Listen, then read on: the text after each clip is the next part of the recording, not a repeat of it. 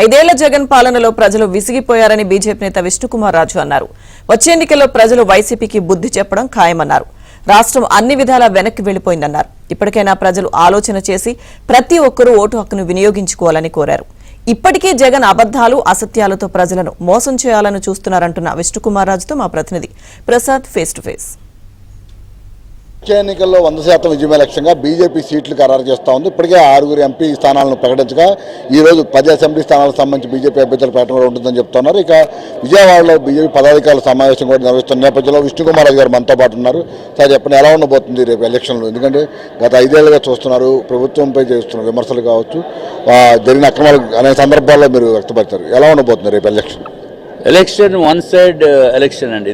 ఇదివరకు ఏ విధంగా అయితే జగన్మోహన్ రెడ్డి గారికి వైఎస్ఆర్సీపీకి ఆల్మోస్ట్ వన్ సైడ్ ఎలక్షన్ ఉందో ఇప్పుడు సేమ్ రివర్స్ అవుతుంది. 3 పార్టీలు అభ్యర్థుల కూటమిలో ఉన్న ప్రతి ఒక్కరిని కూడా గెలిపించే ప్రయత్నంలో ఆంధ్ర రాష్ట్ర ప్రజలు నిమగ్నమై ఉన్నారు అని చెప్పడానికి ఏమాత్రం సందేహం లేదు. మనము బయట ఊరికి రెస్పాన్స్ చూసిన అమ్మ ఈసారితోటి జగన్మోహన్ రెడ్డి గారి ప్రభుత్వాన్ని బయటికి పంపించేదానికి 3 పార్టీలు ఏకమైనవి అని చెప్పి ఎంతో ప్రజలు సంతోషంతో ఉన్నారు. సో మామూలుగా కాదు, అంటే ఇట్ ఇస్ జూబిలెంట్ మూడ్ వచ్చింది. అందులో ఎలక్షన్ కోడ్ వచ్చిన తర్వాత ఇంకా వాక్ స్వాతంత్రం అనేది ఎలక్షన్ కోడ్ వచ్చిన తర్వాత వచ్చింది. సో ఇప్పటి వరకు ఆంధ్ర రాష్ట్రంలో 5 సంవత్సరాల నుంచి కూడా డెమోక్రసీ లేకుండా నడిచిన రాష్ట్రం ఎక్కడైనా భారతదేశంలో ఉంది అంటే, వాక్ స్వాతంత్రం లేకుండా ఉంది అంటే అది కేవలం ఆంధ్ర రాష్ట్రం. ఇప్పుడిప్పుడే అందరూ కూడా కొంచెం మాట్లాడే ధైర్యం వస్తుంది. 5 years నుంచి కూడా ఏమీ ధైర్యం లేదు. ఎక్కడ చూసినా అరెస్టులు, రకరకాల ఇబ్బందులు పెట్టడం గురి చేసిన ఈ ప్రభుత్వము మాటలు చెప్పి తప్పుడు మాటలు అన్ని జగన్మోహన్ రెడ్డి గారు మద్యపాన నిషేధం చేసిన తర్వాత నేను 2024లో ఎలక్షన్స్లో మిమ్మల్ని ఓటు అడగటానికి వస్తానని చెప్పిన పెద్ద మనిషి ఇప్పుడు ఏ విధంగా ఓటు అడగడానికి వస్తారు? అసలు దెర్ ఇస్ నో పాయింట్. బేసిక్గా ఆయనకే అడిగేదానికి మనసు ఎలా వస్తుందో నాకు అర్థం కావటం లేదు. అందరూ ఎదుర్కొంటే చెప్పారు ఇదివరకు. అట్లాగే క్యాపిటల్ సర్వనాశనం చేసేసారు. మరి కరెంటు బిల్లులు పెంచనని చెప్పారు. కరెంటు బిల్లులు 8 సార్లు కరెంటు రేట్లు పెంచి ప్రతి సామాన్యుడి దగ్గర నుంచి విపరీతమైన దోపిడీ గురి చేస్తుంది ఈ రాష్ట్ర ప్రభుత్వం. ఎట్టి పరిస్థితుల్లోని నిత్యావసర వస్తువులు పెరిగిపోయినాయి, చెత్త మీద పన్ను, ఇంటి పన్నులు పెంచేశారు, చెప్పుకుంటే పోతే చాలా ఉన్నాయి.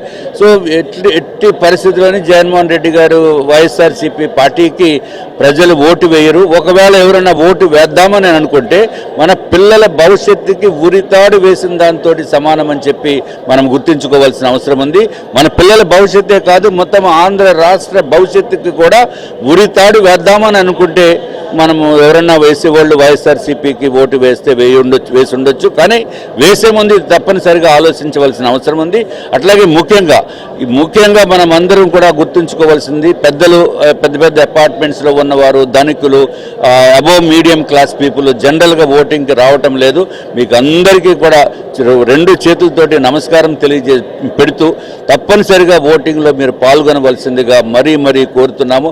ఎట్టి పరిస్థితుల్లోని దుర్మార్గపు ప్రభుత్వాన్ని బయటికి పంపించవలసిన బాధ్యత మన అందరిపైన ఉంది అని చెప్పి నేను తెలియజేసుకుంటాను. 3 పార్టీల పొత్తు ఓటమి భయంతోనే ఈరోజు 3 పార్టీలు కలిసి వస్తున్నాయి అని చెప్తున్న వైసీపీ నాయకులకు కావచ్చు. అలాగే ఇటీవల చూస్తున్నాం వరుసగా అన్ని అబద్ధాలు ప్రచారం చేస్తూ ఇటు బీజేపీ కావచ్చు, తెలుగుదేశం, జనసేన మీద కూడా ఎదురుదాడి చేస్తున్న పరిస్థితి. వీటిని ఎలా ఎదుర్కోబోతుంది? వాళ్ళకి ఇంకా వేరే ఆప్షన్ లేదు. వాళ్ళు ఏదో అబద్ధాలు చెప్పడమే తప్ప అబద్ధాలు చెప్పినా ప్రజలు ఎవరు నమ్మే పరిస్థితి కూడా లేదు. 3 పార్టీలు ఎందుకు కలవు? 3 పార్టీలు ఒక దుర్మార్గమైన ప్రభుత్వాన్ని బయటికి పంపించాలంటే 3 పార్టీలు కలిసినాయి. దాంట్లో కలిసినాయి, అది ఒక అద్భుతమైన పరిణామము. అట్లాగే ఇప్పుడు వైఎస్ఆర్సీపీని వ్యతిరేకించింది 3 పార్టీలు కాకుండా సిపిఐ, సిపిఎం, కాంగ్రెస్ అన్ని పార్టీలు వ్యతిరేకిస్తున్నాయి. అది ఒక విచిత్రమైన సిచ్యువేషన్. ఎక్కడైనా ఒక పార్టీ వాళ్ళ పార్టీతో ఎవడైనా ఒక్క పార్టీ అలయన్స్ అయ్యే పరిస్థితి ఉందా? ఉండదు. ఎందుకంటే అదొక దుర్మార్గమైన పాలన, ప్రభుత్వము అనేది ప్రజలందరికీ తెలుసు. దాంతో ఎవరు కలిసే పరిస్థితి కూడా ఉండదు. ఎట్టి పరిస్థితిలోని జగన్మోహన్ రెడ్డి గారు ఓటమి ఖాయం, ఇంటికి వెళ్ళిపోవటం ఖాయం. మరి ఇంటికి వెళ్ళిన తర్వాత మరి ఇంకెక్కడికి వెళ్తారో మనకైతే తెలియదు. కానీ బట్ అది మాత్రం ఓటమి గ్యారంటీ. ఇది ముఖ్యంగా చూస్తూ ఉన్నాము. రేపు వచ్చే ఎన్నికల్లో 5 ఏళ్ల వైఎస్ జగన్మోహన్ రెడ్డి దుర్మార్గం పైన పాలనతో ప్రజలు విసిగిపోయి ఉన్నారని, తప్పకుండా 2024 ఎన్నికల్లో జగన్మోహన్ రెడ్డి తగిన బుద్ధి చెప్పి ఇంటే సాగి నమ్ముతారని చెప్పి విష్ణుకుమార్ గారు స్పష్టం చేస్తూ ఉన్నారు. అదేవిధంగా పొత్తులకు సంబంధించి వైసీపీ చేస్తున్న ప్రచారాలను కూడా ప్రజలు నమ్మే పరిస్థితులు లేరని కూడా ఆయన చెప్తా ఉన్న పరిస్థితి. ఇప్పటికే మొత్తం రాష్ట్రాన్ని అన్ని విధాలుగా నాశనం చేసిన జగన్మోహన్ రెడ్డి పాలన మరోసారి గుర్తు చేసుకుని ప్రజలందరూ కూడా తప్పకుండా ధైర్యంగా బయటకు వచ్చి తమ ఓటు హక్కు వినియోగించుకుని తద్వారా ఒక రాక్షస ప్రభుత్వాన్ని తరిమి కొట్టాలని కూడా ఆయన పిలుపునిస్తున్నారు. ఇప్పుడు రామ్ ప్రసాద్తో ప్రసాద్, ఎవరాంధ్రజ్యోతి.